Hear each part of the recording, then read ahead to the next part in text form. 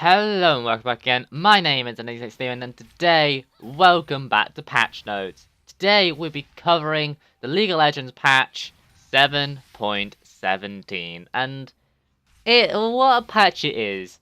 And by that I mean it's kind of crap, basically. There's not a lot on this patch. There's some pretty cool stuff, obviously. There's a new champion and there's some amazing new skins. But the balance side of stuff is a little bit leaving more to be desired. Anyway, let's just jump straight in to the newest champion coming to League of Legends. His name is Ornn, the fire below the mountain. So, let's first of all look at his passive. And boy, what an interesting passive this actually is. So, there's two parts of it. First of all, there is Living Forge. Ornn can spend gold to forge items for himself when he's outside of combat at anywhere on the map. Meaning you do not need to go back to base to buy your items with Ornn. You can just stay in your lane and just buy them as you please as long as you are out of combat. Now, because of this passive, it means as it means that you can actually buy your items wherever you want, it also comes with a little bit of a drawback. Because of the fact you don't need to go back to base as much as other champions, there's no way of getting health back when you're outside of the lane, obviously. So, to make sure this passive is balanced, you will not be able to buy potions and things of that sort. Meaning if you want to get your health back, you will have to still return back to base, making this passive a little bit more balanced in that sense. It's still going to be a very strong passive. Definitely going to be a lot of fun to see how well he's going to perform. Shame that he's not going to be enabled for the Worlds patch, because this passive would definitely look really interesting to see what the pros do with it. Second of all, his second part of this passive is called Master's Craftsman. Now, Ornn, for his teammates, has some special items for them. In fact, these items are just some of the popular items that a lot of the champions buy in the game. For example, there are the Trinity Force, Redemption, the Infinity Edge, Black Cleaver, Abyssal Mask, the Rabadon's Death Cap, the Locket of Solari, and finally, the Sunfire Cape. So, these items are some of the most popular items. There's some decent ones for tanks, such as the Fire, the Sunfire, and the Abyssal Mask. There's the Death Cap for the AP champions.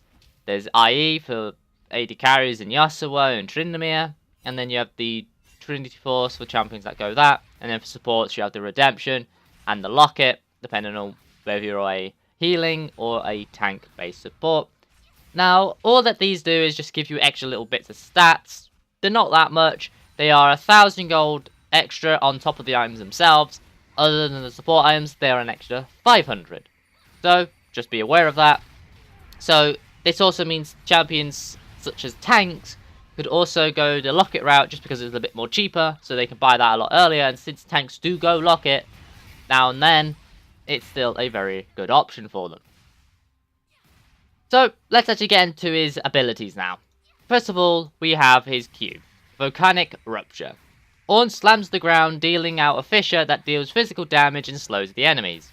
After a small delay, a magma pillar forms at the target location, functioning like a tiny wall for a few seconds. Now, this has a range to it, and at the end, that's where the magma pillar comes out.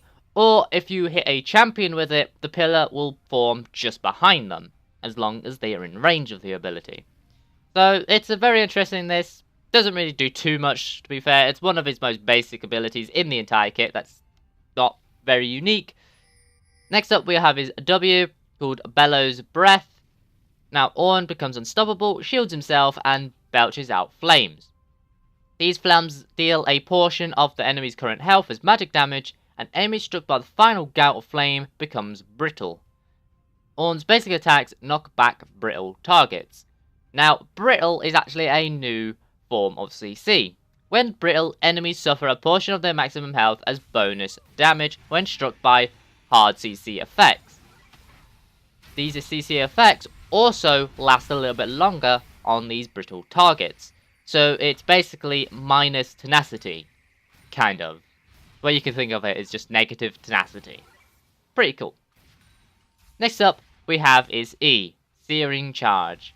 Ornn charges, dealing damage to enemies he passes through. If Ornn collides with terrain while charging, the impact creates a shockwave that deals damage and knocks up enemies. The ability destroys player-created terrain.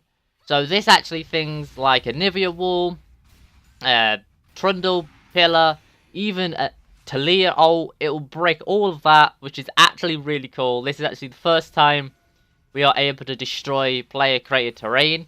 I'm not too sure how it works with player-created terrain that is more like full, such as a Jarvan ultimate, as that's not created by multiple sections. Think like a Nivea Walls and Taliyah ult is, as you can, if you look at it closely, you can see the individual pieces that create up the entire thing. But for Jarvan's ult, it's the full one, so I'm not too sure how it interacts with that. And there's a few other ones like that as well, but either way, it just breaks those walls. And then finally, we have his ultimate, Call of the Forge God. Ornn summons a massive fire elemental at a target location. It travels towards him with increasing speed. Enemies run over by the elemental, take magic damage, and become brittle. Ornn can retask this ability to charge forward. If he strikes the elemental with a charge, he will redirect it. The redirected elemental will then knock off all enemies struck, dealing the same damage as before, and applying the brittle effect. So basically, it's just a two-way system.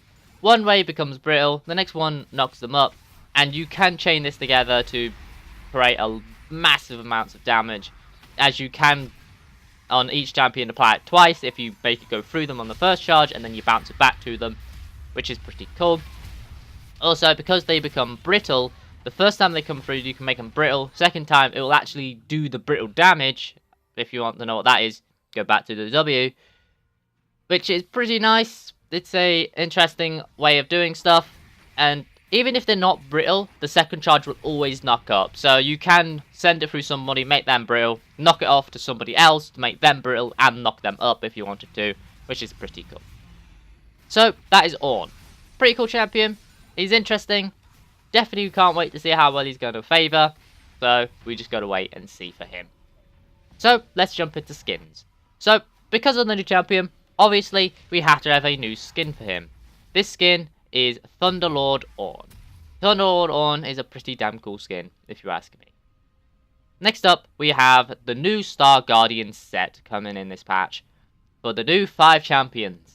Star Guardian Ahri, which is the new legendary out of this team. Star Guardian Ezreal, Star Guardian Miss Fortune, Star Guardian Soraka, and Star Guardian Syndra. All of these are pretty fucking cool. Next up, we have a new pack skin, or a remake of an old pack skin, being Neopack Sivir. So this is basically what they did with the good old championship ribbon. They've done the same here. They brought it back, changed it up a little bit. They just changed the colour blue from the skin and made it orange. Not much, to be honest. And then they just resell the skin. It's a kind of crap, to be honest. But hey, if you like the Pack Sivir skin, there you go. You got a new skin, I guess. Whatever. Now, before we get into the balance notes, we just got a call about the new game mode called Invasion. This new game mode, basically you take control of one of the 10 Star Guardians in the city, and you have to basically defend your city against the monsters. And these monsters are basically just void creatures plus Skarner. Not really much, really. But they do have an interesting look. I recommend go check out this awesome game mode. I actually can't wait for it to be released. It's definitely going to be a really cool one. It's actually in the same vein as things like Doombots, but has a very big twist on it, and I can't wait. So, that is all that. Let's actually jump in to the balance notes.